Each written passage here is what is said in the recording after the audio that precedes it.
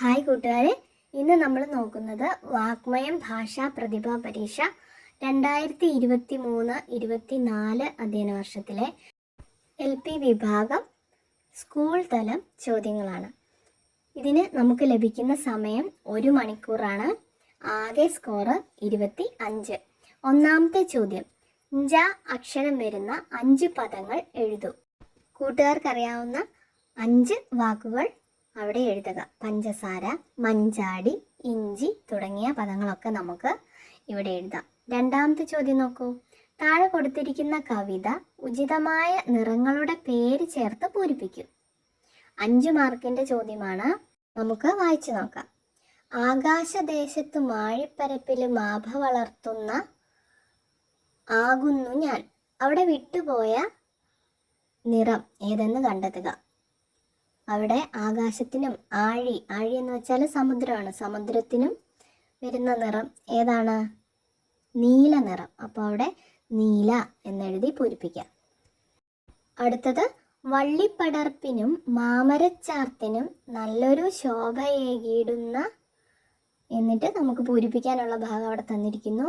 ഞാൻ എന്നുകൂടി ചേർത്തിരിക്കുന്നു. വള്ളിപ്പടർപ്പിനും മരങ്ങൾക്കും എല്ലാമുള്ള നിറം ഏതാണ്?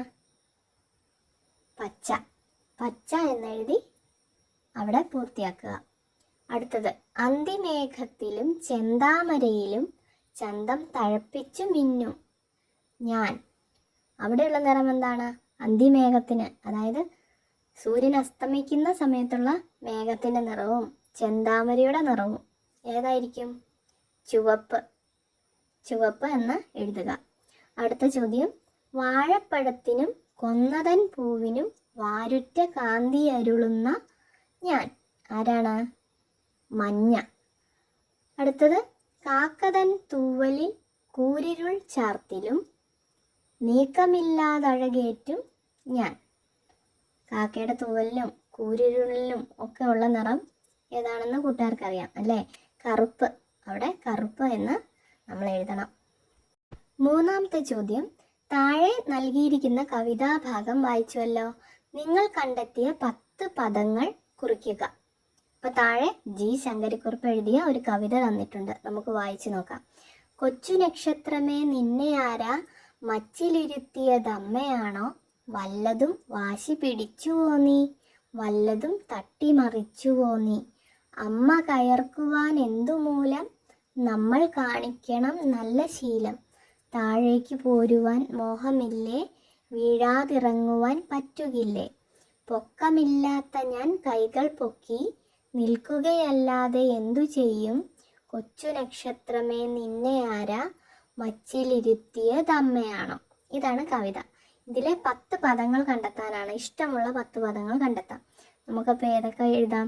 നക്ഷത്രം, അമ്മ, വാശി. ഇങ്ങനെ ഇത് വായിക്കുമ്പോൾ കിട്ടുന്ന ഇഷ്ടമുള്ള 10 വാക്കുകൾ എഴുതി നിങ്ങൾക്ക് ഈ ഉത്തരം പൂർത്തിയാക്കാം. നാലാമത്തെ ചോദ്യം, കഥയിലെ 5 വാക്യങ്ങളാണിവ.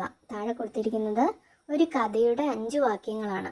വായിച്ച് ആശയം ഉൾക്കൊണ്ടല്ലോ വാക്യങ്ങളെ ഉചിതമായി ക്രമീകരിച്ച് കഥ തയ്യാറാക്കുക.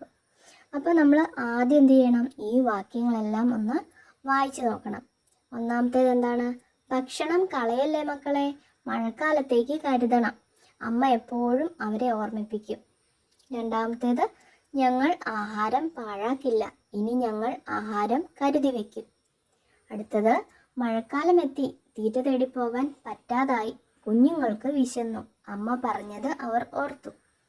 അടുത്തത്, കിന്നരിപ്പുഴയുടെ തീരത്താണ് ചക്കരമാവ്, പ്രാവും മക്കളും അവിടെയാണ് താമസം. അവസാനത്തെ വാക്യങ്ങൾ നോക്കൂ. മഹാവികൃതികളാണ് മക്കൾ, അമ്മ കഷ്ടപ്പെട്ട് എന്നും അരിമണികൾ കൊണ്ടുവരും, മക്കളോ അവ കൊത്തി വെള്ളത്തിലിടും. അപ്പം നമുക്കിത് വായിക്കുമ്പോൾ ആദ്യം ഒന്ന് വായിച്ചിട്ട് മനസ്സിലാവുന്നില്ലെങ്കിൽ ഒന്നുകൂടി വായിക്കുക. അപ്പോൾ നിങ്ങൾക്ക് ഈ കഥയുടെ ക്രമം മനസ്സിലാവും. ആ ക്രമത്തിൽ നമ്മൾ ഉത്തരക്കടലാസിലേക്ക് എഴുതണം. അടുത്തത് 5ാമത്തെ ചോദ്യം, അവസാനത്തെ ചോദ്യമാണ്. ആശയം ഉൾക്കൊണ്ട് താളം തിരിച്ചറിഞ്ഞ് വരികൾ ചേർത്ത് കവിത പൂർത്തിയാക്കൂ. 5 വരികൾ മതിയാകും. അവിടെ 4 വരികൾ തന്നിട്ടുണ്ട്. അത് നമുക്ക് വായിച്ചു നോക്കാം. മഴ മഴ മഴ മഴ പെയ്യുന്നേ, കുടയുടെ മീതെ പെയ്യുന്നേ. മഴ മഴ മഴ മഴ പെയ്യുമ്പോൾ കുട്ടികൾ തുള്ളിച്ചാടുന്നേ. അപ്പോൾ ആ കവിത വായിക്കുമ്പോൾ അതിനൊരു താളമുണ്ട്. അതേ താളത്തിൽ തന്നെ വേണം അടുത്ത വരികളും എഴുതാൻ.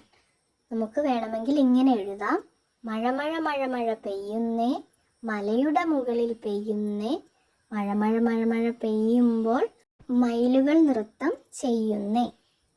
ഇതുപോലെ കൂട്ടുകാരുടെ ഭാവനയിൽ വരുന്ന ഇതേ താളത്തിൽ വരികൾ കൂട്ടിച്ചേർത്ത് ഈ കവിത നമുക്ക് പൂർത്തിയാക്കാം. അപ്പോൾ എല്ലാ കൂട്ടുകാർക്കും വിജയാശംസകൾ നേർന്നുകൊണ്ട് നിർത്തുന്നു. Thank you.